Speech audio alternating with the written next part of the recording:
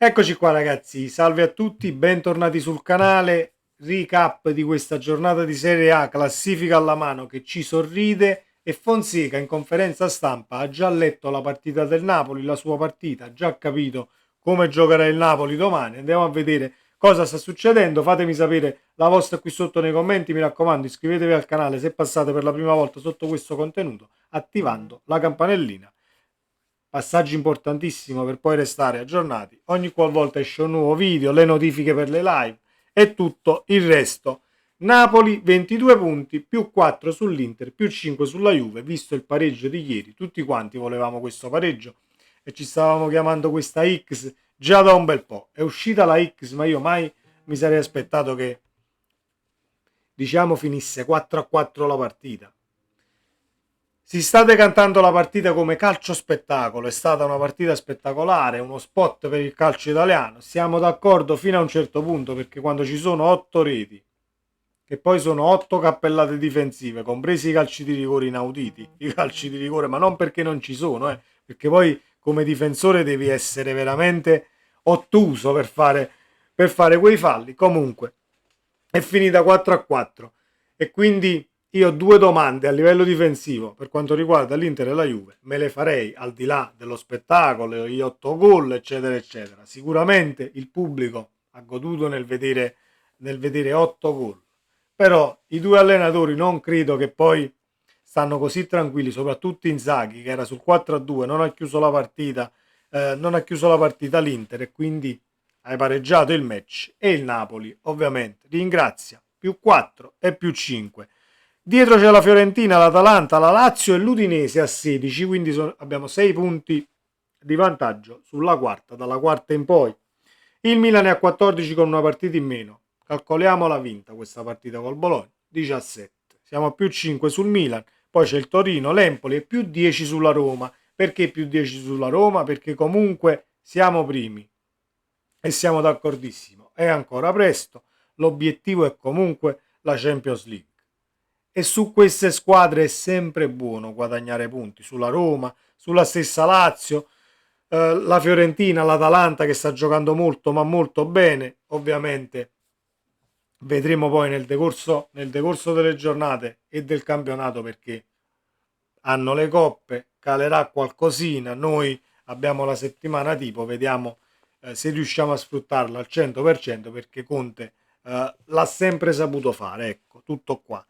Quindi classifica alla mano, possiamo stare assolutamente tranquilli e andarci a giocare poi la partita di domani. Non voglio dire in tutta tranquillità perché assolutamente non voglio vedere chi si adagia sugli allori, non voglio vedere siamo primi, difendiamo il primato e poi entriamo in campo e facciamo gli sboroni o gli snob. Assolutamente no, ma non è nemmeno il caso del Napoli, visto chi ci allena, Conte e staff, perché sono tutti quanti della stessa pasta. Detto questo, ci presentiamo a Milano con 2 risultati su 3.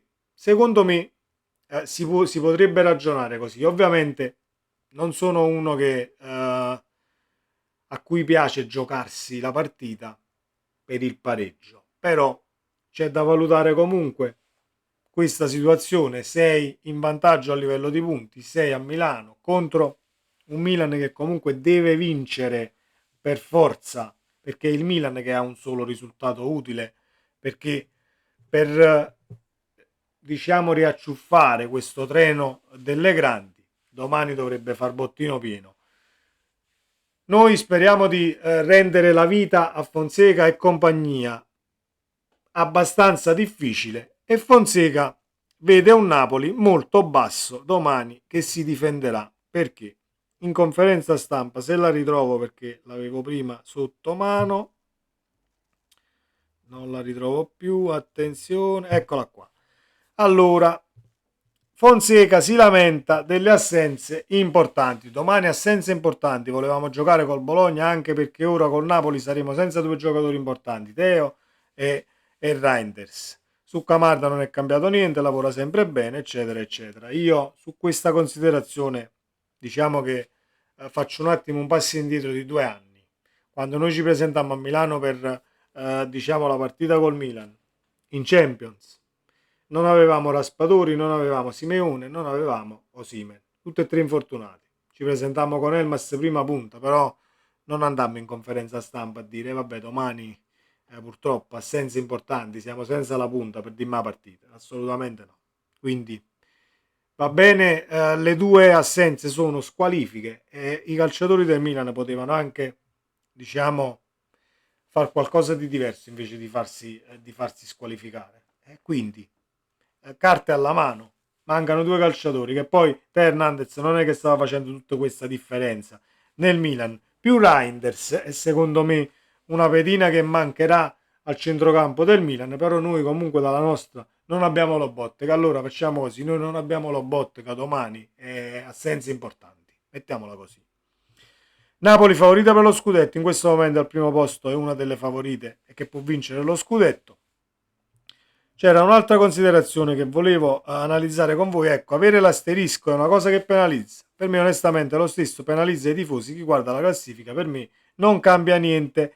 Il ruolo di Pulisic, io non voglio parlare, dice Fonseca, e lo dico io, parlo io per il calciatore del Milan, dobbiamo tenere sotto controllo questo calciatore. Io l'ho sempre, l'ho sempre difeso tecnicamente e tatticamente perché Pulisic è un grandissimo giocatore per quanto mi riguarda. Lo volevo a Napoli già tempo e tempo addietro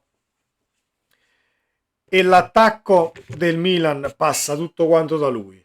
Non perché rifinisce qualsiasi azione, ma perché rende pericoloso qualsiasi pallone.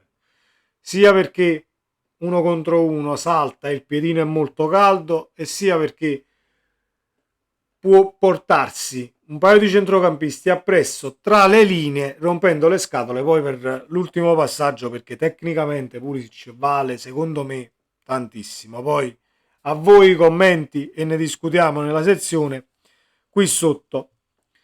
C'è l'opzione Pavlovic terzino sinistro, ma Fonseca dice può giocare anche Calabria e quindi vedremo come andrà a finire. Solo l'ultima considerazione, Fonseca vede un Napoli che difenderà molto basso. Allora, che noi andiamo a Milano sicuramente non a viso aperto a dire ok, a viso aperto, 4-4, facciamo la partita che hanno fatto Inter e Juventus. Per me assolutamente no e mi auguro di no, perché pur se dovesse finire 4-4 abbiamo preso 4 gol e sicuramente ci sarà qualcosa da rivedere, come ho detto già prima. Che poi il Napoli vada guardingo sicuramente con 2 risultati su 3 per quanto mi riguarda, perché uscire con un pareggio da Milano comunque è un punto guadagnato.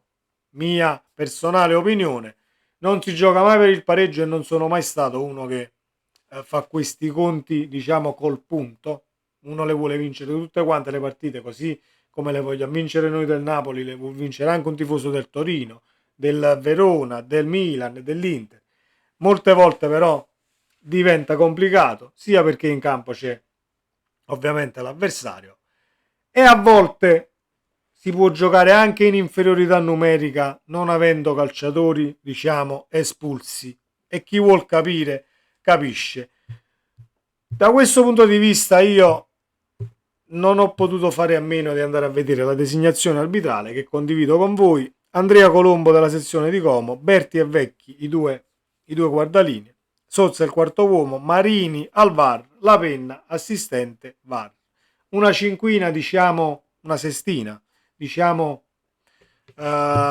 nuova di zecca, vai, mettiamola così. Poi speriamo che l'esperienza e il tenere la partita in pugno sia dalla parte di Colombo.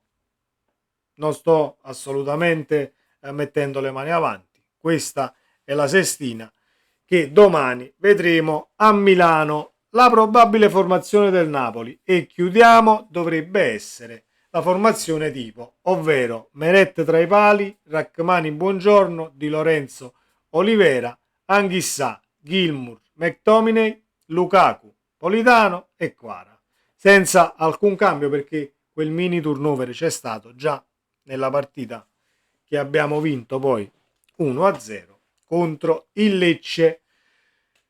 Speriamo di portare a casa 3 punti perché, come ho detto prima, le vogliamo vincere tutte quante. E sarebbe poi, sarebbe questa la partita che, se porti a casa il bottino pieno, potrebbe mettere veramente un bel punto a un ciclo di partite dove ti sei messo lì su ed hai, diciamo, guadagnato punti sulle altre per poi concentrarsi su un altro filotto di 10 partite almeno e tirare le somme ogni, diciamo, ogni 10 partite puoi tirare le somme e fare considerazioni per quanto riguarda l'andamento della squadra.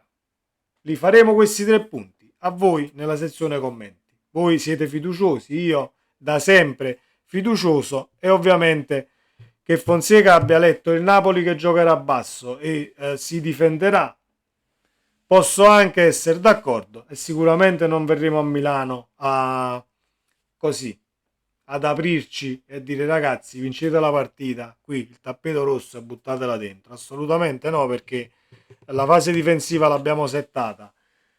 Abbiamo preso pochissimi gol perché, considerando i 5 gol presi, uno su calcio di rigore e 3 li hai presi alla prima contro il Verona, è un Napoli roccaforte lì dietro, contro un attacco molto ma molto frizzante, però quello del Milan, e dobbiamo fare attenzione assolutamente. Sempre Forza Napoli, ci vediamo nel prossimo video.